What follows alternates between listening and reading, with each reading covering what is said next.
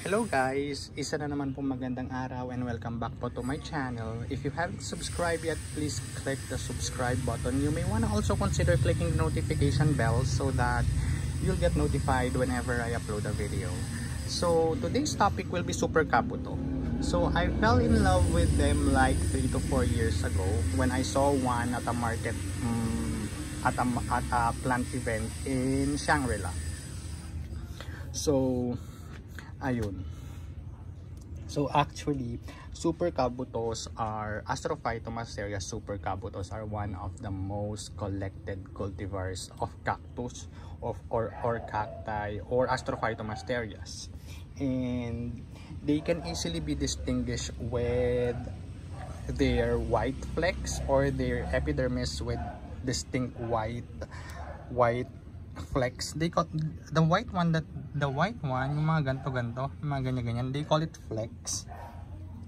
Kasi ang ganda nila, or white spots, nadidistinguish sila doon compared sa normal na Astrophytomasterias. Ang ganda-ganda kasi nila kasi nga para siyang mosaic, ganyan. And then yung iba may patterns and everything. So the prices of this one here in the Philippines is nag-range siguro sa 200 pesos up to the 10,000 pesos depending on the pattern and the size. Okay, so there are 3 types of Super Kabutos. The first one is the normal type, I think. Ang alam ko is normal type is yung mga ganito. Siguro meron lang akong mga 5 or 6 or 7 Super Kabutos. Yung iba kasi seedlings pa andon sa seedling area. Maliliit pa talaga sila kasi nga kailan lang naman ako nag-start nito. Okay, so the first one is a normal type. Yung normal type is yung ganito. Yung normal lang talaga siya. Wala siyang pattern and everything. Makikita lang talagang mga white na ganyan. And i-compare nyo sa normal na Astrophytomasterias. So this one is a normal Astrophytomasterias. This one is a normal Astrophytomasterias. And i-compare nyo siya. Pag kinompare nyo siya, mas distinct talaga yung white color ni Super Kabuto. Kaya doon siya kaya maganda siya kasi nga super distinct yung kulay. Ito mga normal na asterias tong mga to. Yung mga yan. This one normal din. Ayan. So ito yung ganito pala yung normal type na Super Kabuto. No patterns, no special patterns, just white flecks, ganyan. I have another one normal here. Ayan, this is a normal asterias as well. Normal Super Kabuto. I mean. Okay, the next type that we have is the line type. Yung line type naman tinatawag nila is yung ganito.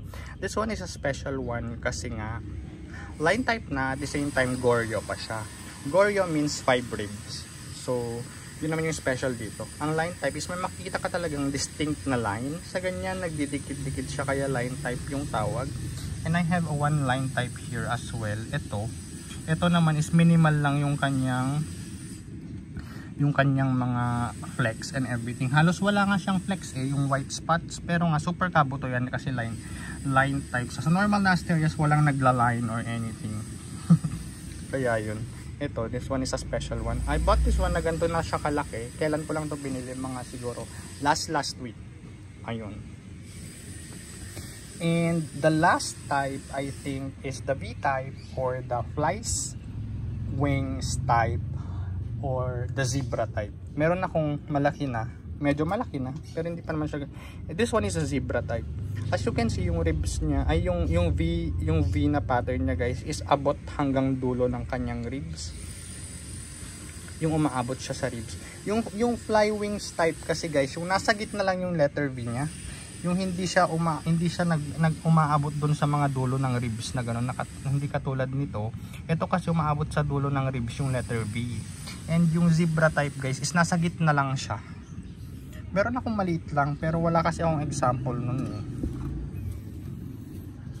Ayan, parang ito V-type to, sure kasi yun yung sabi ni seller. And nakikita ko naman yung mga patterns na V niya. And as you can see, yung V is nasa gitna lang siya ng ribs. Hindi siya yung talagang umaabot sa dulo ng ribs ng Astro. Kaya siya tinawag na fly wings type kasi hindi siya abot. Yun yung alam kong classification ng mga V-types. Pero V-types are expensive here in the Philippines. I saw one na V-type na nudum na umabot siya ng 28,000. Maybe 28,000 for just one plant. And ganito lang siya kalaki. Ayun, so how do I take care of them? So watering, ang watering ng Super Kabuto guys, control your water on Super Kabutos kasi nga may tendency silang mag-crack kapag na-overwater mo siya. So for example, this one, I overwatered this one, ayan, nag-crack siya. Ayan, so dapat controlled watering ang Super Kabuto. And you might wanna also consider guys, kung sa mga Astrophytomasterias nyo, lagyan nyo ng toppings na ma-identify nyo kung wet or dry yung soil mix nyo. Like for example, Akadama, or ang isa pang alternate para hindi mas mahal, Akadama kasi is mahal, so you can use also the red na lava rocks, or yung kapag basa yung soil nyo, na-identify nyo talaga kung basa. For this one, for the lava rocks, ganyan ang kulay niya kapag basa. And then I'll show you the dry one. Ito yung itsura niya kapag dry. O yan, o. Tignan nyo itong dalawang hawertias dito. Ayan, as you can see, the one on my left is like, yung kulay niya is hindi maroon, lighter. And itong nasa springbok dito sa my right ko is darker yung kulay ng kanyang lava rock. So you can identify whether it's dry or wet talaga kapag itong si lava rocks. And also Akadama.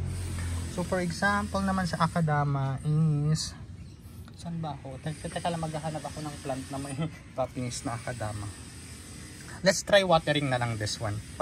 Let's try watering na lang this plant para nga, since dry naman na siya, I'm gonna water it para ma-identify nyo para makita nyo yung pag-change ng color ng Akadama. Ang ganda-ganda, tignan nyo. Okay, so I have here my watering, basta yung Coke na ginagamit kong pang water.